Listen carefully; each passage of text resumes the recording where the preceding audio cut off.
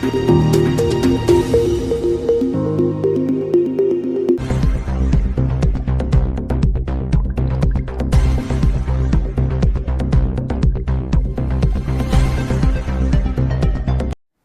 और भव्यता के साथ महाकुंभ का आगाज तो हुआ, लेकिन जब दूसरे अमृत स्नान की बारी आई तो कुछ ऐसी तस्वीरें सामने आई जिसने हर किसी को परेशान कर दिया, हैरान कर दिया। ये तस्वीरें जो आप अपनी स्क्रीन पर देख रहे हैं, ये बीती रात की तस्वीरें हैं। 2 बजे से लेकर 3:30 बजे तक बताया जा रहा है कि महाकुंभ में भगदड़ मच गई।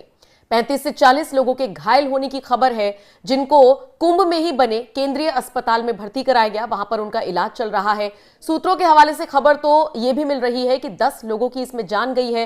हालांकि आधिकारिक तौर पर इसकी पुष्टि नहीं हुई है, तो एक्सप्रेस न्यूज भी इस तरह की खबर की पुष्टि नहीं करता है। लेकिन महाकुंभ में जिस तरीके से हाहाकार मचा, उसको लेकर अब राजनीति हो रही है। तमाम राजनीतिक दलों के नेता योगी सरकार को घेर रही हैं, कटाक्ष कर रही हैं, व्यवस्थाओं पर तंज कस रही हैं। और इसी कड़ी में अखिलेश यादव ने एक लंबा चौड़ा पोस्ट किया और इस घटना को लेकर दुख तो जताया ही साथ व्यवस्थाओं पर अखिलेश यादव ने सवाल खड़े किए हैं।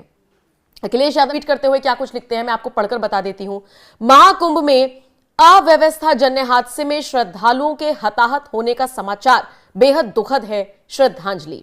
हमारी सरकार से अपील है कि गंभीर रूप से घायलों को एयर एम्बुलेंस की मदद से निकटतम सर्वश्रेष्ठ हॉस्पिटल तक पहुंचाकर तुरंत चिकित्सा व्यवस्था की जाए। मृतकों के शवों को चिन्हित करके उनके परिजनों को सौंपने और उनके निवास स्थान तक भेजने का प्रबंध किया जाए। जो लोग बिछड़ गए हैं उन्हें मिलाने के लिए त्वरित प्रयास किए जाएं।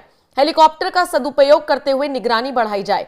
सतयुग से चली आ रही शाही स्नान की अखंड अमृत परंपरा को निरंतर रखते हुए राहत कार्यों के समानांतर सुरक्षित प्रबंधन के बीच मौनी अमावस्या के शाही स्नान को संपन्न कराने की व्यवस्था की जाए। श्रद्धालुओं से भी हमारी अपील है कि वो इस कठिन समय में संयम और धैर्य से काम लें और शांतिपूर्वक अपनी तीर्थ यात्रा संपन्न करें। सरकार आज की घटना से सबक लेते हुए श्रद्धालुओं के रुकने, ठहरने, भोजन, पानी व अन्य सुविधाओं के लिए अतिरिक्त प्रबंध करे। हादसे में आहत हुए सभी लोगों के शीघ्र स्वास्थ्य लाभ की कामना। इसी के साथ अखिलेश यादव ने एक ऐसी तस्वीर भी साझा की है जिसमें जो हताहत हुए हैं लोग या जो लोग गंभीर स्थिति से गुजरे हैं वो नजर आ रही हैं। तो अखिलेश यादव ने सरकार पर तंज कसा है, साथ ही साथ उनसे 4 अपील भी की है। लेकिन ये वही अखिलेश यादव हैं जो अब से 2-3 दिन पहले डुबकी लगाते हुए नजर आए थे। महाकुंभ वो गए थे और उसके बाद जिस तरीके से पूरी समाजवादी पार्टी महाकुंभ की व्यवस्थाओं को लेकर सवाल उठा रही थी, ये समझ लीजिए कि अब इस मुद्दे पर भी राजनीति करने का मौका दूसरे दलों के नेताओं को मिल गया है। हालांकि अखिलेश यादव तो अपील करते हुए नजर आए हैं, लेकिन जो खबर मिल रही है वो ये कि 1.5 घंटे जिस तरीके से भगदड़ मची, वो दरअसल भगदड़ इस बात को लेकर थी कि त्रिवेणी संगम पर जाकर श्रद्धालु स्नान करना चाहते थे, जबकि उनको पहले ही रोक दिया गया था। उनसे कहा जा रहा था कि हर तरफ गंगा जी हैं, यमुना जी हैं, आपको जहां नजर आ रहा है, जहां जगह मिल रही है वहां पर आप स्नान कर लीजिए। लेकिन चूंकि 144 साल बाद ऐसा संयोग बन रहा था, इसी को ध्यान में रखते हुए श्रद्धालुओं के बीच में एक उत्साह था और इसी चक्कर में ये सारी चीजें हुई। एक प्रत्यक्षदर्शी का तो ये तक कहना है कि जब वो खड़ी हुई थी पुल के पास तो वहां पर उसने किसी को ये कहते हुए सुना कि वहां वो मर गया, वहां वो भगदड़ मच गई, जिस वजह से और ज्यादा स्थिति बिगड़ गई। समझ सकते हैं आप किस तरीके के हालात 2 बजे से लेकर 3:30 बजे के आसपास के रहे होंगे। लेकिन फिलहाल की स्थिति की बात करें तो सब चीजों को कंट्रोल में कर लिया गया है, लेकिन अभी भी बारीकी से इस पूरे मामले पर, इस घटनाक्रम पर नजर रखी जा रही है।